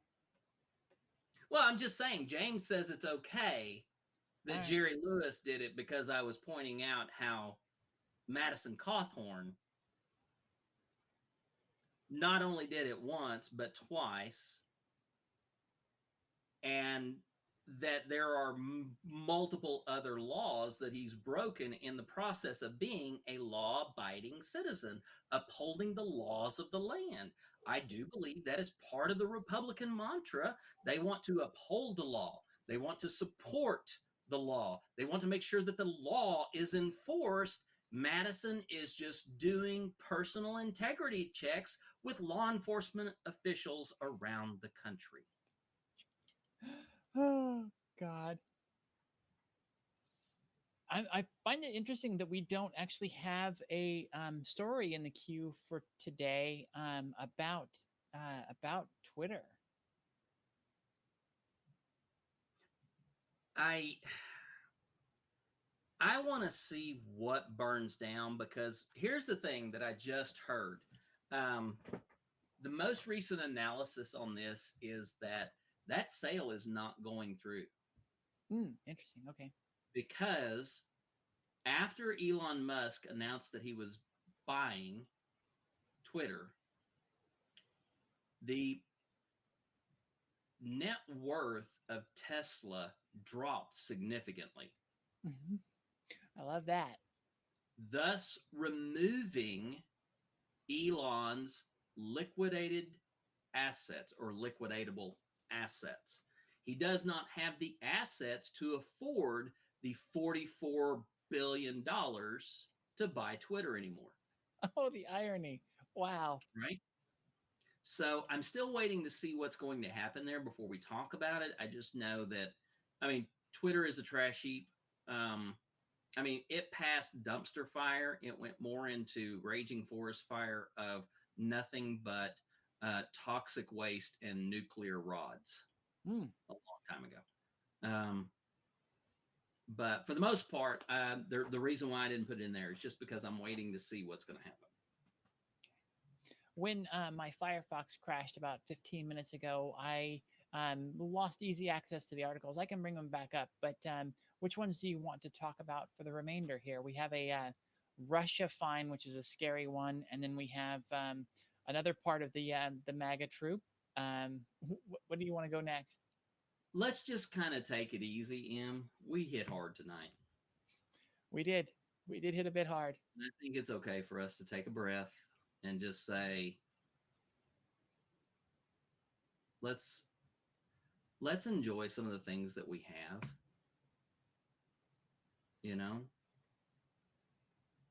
I had a beautiful weekend. I don't know how to explain it. Okay. I had a rough week last week. And there were days when I was fighting just to find something positive in my life. I was down on myself so hard. But for whatever reason, over the weekend, the weather, the right mix of my prescription. I don't know what it was, but it was beautiful. And I've talked about this on my live a couple of times. I don't know about you, Em, but since my transition began, there are days when I just sit and enjoy the feeling of being. Before, I never did that. I never just sat and enjoyed that moment of being here. I was always looking for a reason, a purpose, something to do with my life, to give it significance, to give it meaning. But over the weekend, it was basically 2 days of just this feeling of this moment right here is beautiful. This moment right now is amazing. And it gets so fucking hard to read these stories, to listen to this news, to deal with these morons in social media who constantly want to rip us down. Mm-hmm. If we're not taking the moments to just sit there and say, I enjoy being, then why the hell are we transitioning? Why are we making the effort to change from what we were if we're not becoming something better? Mm-hmm. If we're not becoming something that gives us meaning in and of ourselves? We don't need a purpose. We don't need to go out there and find the golden ring of purpose. We don't need to have a constant drive to get something done. I mean, we all of us who are transitioning, we know that moment of euphoria. The moment it hits, we are just shocked, electrocuted with it. A week ago, I was visiting with a friend of mine. She gave me 4 bags of clothes, dresses and tops. But I'd spent an hour and a half trying on dresses because she wanted to see me in them. She wanted to get a look at me and say, I want to see what they look like on you. So I spent an hour and a half changing clothes, trying on dresses. I spent an hour and a half in euphoria because I would try on a dress and then I would walk around the corner to the mirror. And all of a sudden, whap, the euphoria would hit. And I don't know if any of y'all have experienced this. Any of y'all who are femme presenting. There was one time when I walked around the corner and the fucking neckline hit me as the most feminine thing I had seen that day. And it was like, wow. And then being able to spend all weekend of just saying, this moment right now is beautiful. To feel the breeze come through the window. To just sit, honey, you introduced me to the beach a year ago. You took me down to the beach. And I hate beaches. But that was when I began to experience it. I began to experience those moments of being. Amanda took me out one night and we were just out there. And in fact, the picture that I took from the beach with Amanda that night is what I have on my screen. Because it is a moment of being. Those places are great, right? Where you basically detach from everything, from all the worries and all the stress and all the things that you're thinking about. And like you said, all the things that you have to do. and you're just there somewhere, just being. That's why I Right. love that beach so much. Yeah. It's an amazing beach, by the way, even though I hate beaches. Um, but I will, I want, I want y'all to understand that I will be here and I will fight to clarify how these things impact our life and our freedoms, and how they take away our abilities to live the lives that we want to live. But I will also tell you, you've got to take those moments to just be present with yourself, with the world around you. Go out and sit under a tree and listen to the wind. Have a conversation with a squirrel. If you've never had a conversation with a squirrel or a bird, try it. It slows your life down to where you're right there in that moment and there isn't anything else.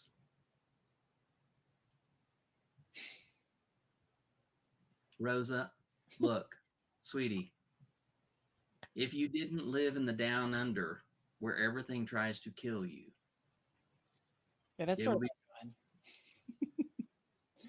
when even your birds are murderous, and it's yeah, it's time to make a decision. right. I was gonna say, it's funny because you said, have a conversation with a squirrel. At first, that kind of, I was sort of kind of laughing at that idea, and then you said a bird, and I'm like, oh yeah, I do that all the time, and I do love talking to birds, and I ended up with a parakeet for a period of my life, which was very unexpected, and learned how to just kind of chirp at it as well. I've got a little bit of a whistle. That's the closest I can do to a bird whistle. And yeah, I love to go out and just kind of do that with birds, and kind of have that one-on-one. And yeah, it really does that same sort of a thing where it takes you out of your head, and you just get to be. And Yeah. yeah, I love that. I didn't have any uh, crazy strong euphoric moments quite like you had. I did have I worked on tile a lot this weekend, trying to get this freaking bathroom done, so we can take a shower in it. We're getting close. We're getting really close. But Sweetie, you said that a year ago. yes, and I was close, and I just I got a girlfriend, and I don't spend a lot of time doing that. I spend a lot of time with her. But walking around the house in grubby ass clothes, which a lot of them a lot of my work clothes that I do sloppy things in are from my old wardrobe, so they're Mhm. not flattering, and typically, and just not affirming in any way. And Right. yet, I was walking out to the garage, and I just sort of noticed something in the way that the clothes were hitting me, that I was walking in a very feminine way, just naturally. I had a very feminine gait, and I was just like, that's right. Even in these fucking sloppy ass boy clothes, like I still got it. I'm still me, and Yeah. so that was nice and affirming. Somebody had somebody had posted on Facebook this last week the question of, even when you're not dressed feminine, or all these other things, can you really feel feminine? And I took a picture of myself because that day I happened to be in my t-shirt that had Optimus Prime transforming on it, and a pair of my guy jeans, and no hair, no makeup, full blown raw genie. Mm. And I said, yes, because this is not about how I look. Mm. My femininity is in here. My femininity is not defined by what's on the outside, because what's on the outside, someone can take away from me. My femininity is on the inside. and it works its way out. And it's so interesting that you say that. Like I through my transition, I've really struggled with it, and like going out and presenting in public, like I don't feel like I present as feminine without makeup on. Right. And yet I'm, as you're saying some of these things, I'm reminded of that period. It was a dark time for me.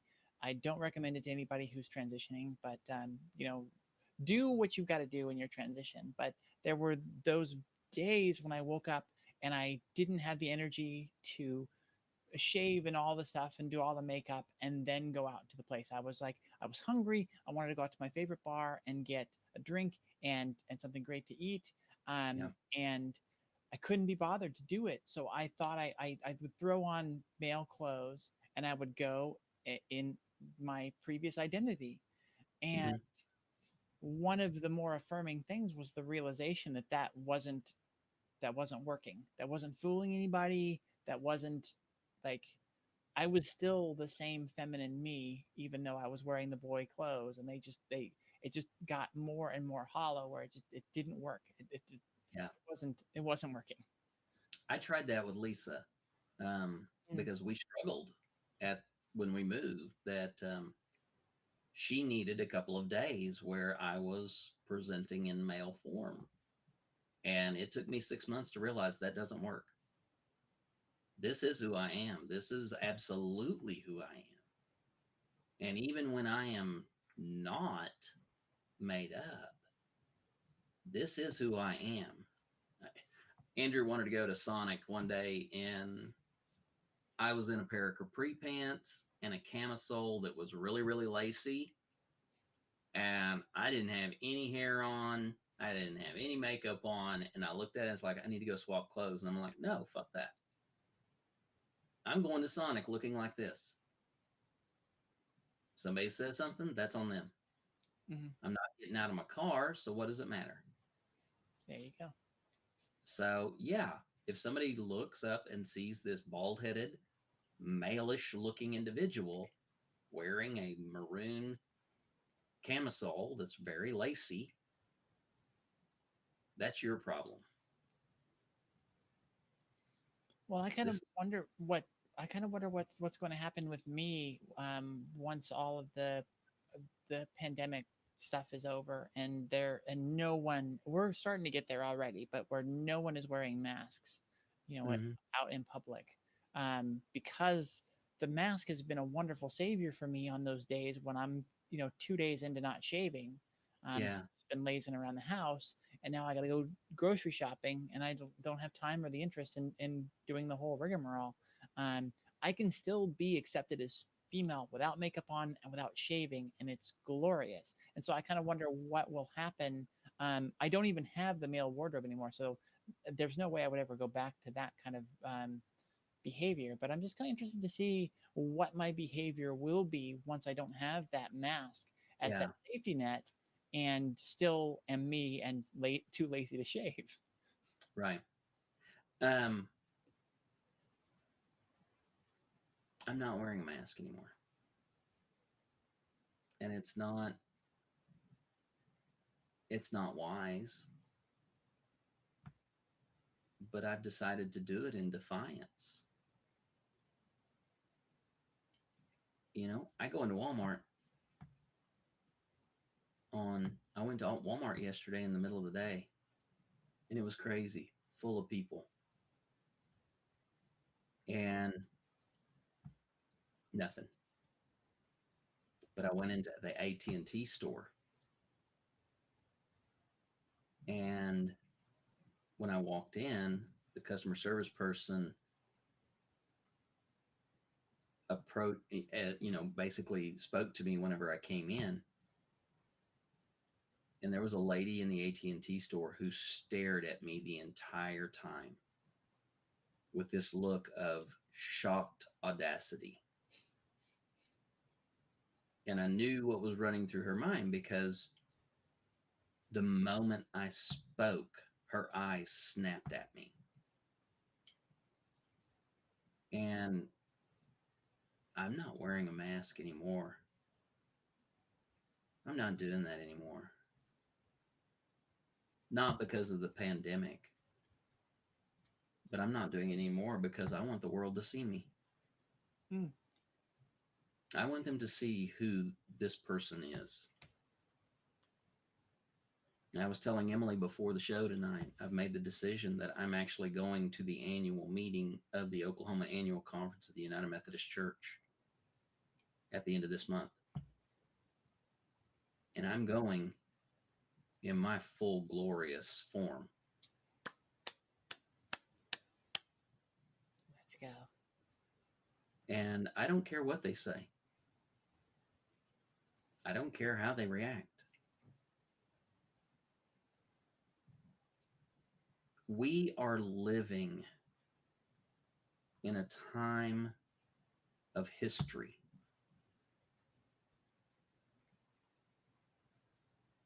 And we have to be. We have to be in this time.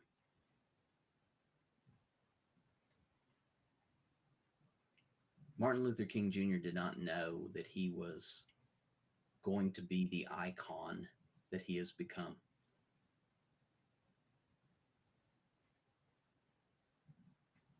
All he could do was be who he was. We are in a moment of history, and we absolutely have to be here and now. Each moment is a victory. Each moment is history in the making. In 50 years, our grandkids are going to be talking about my grandma.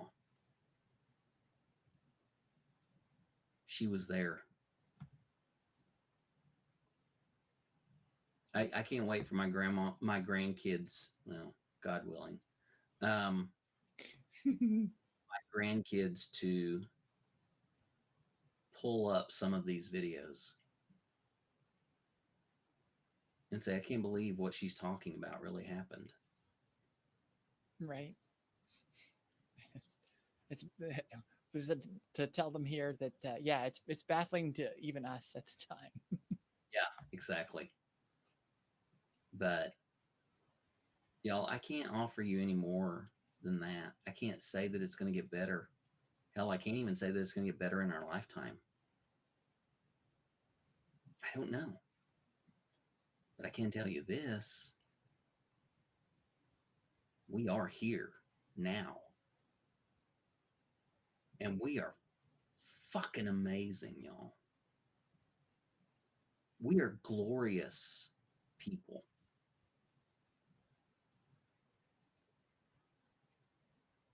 So, go out there and be glorious, y'all.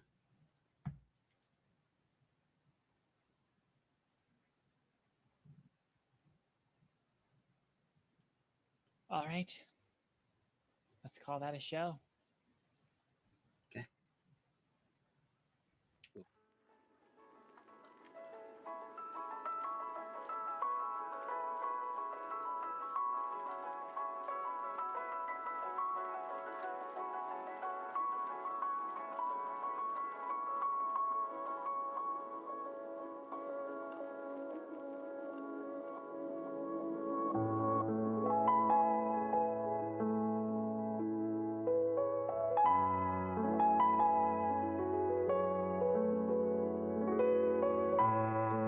Off of the on screen.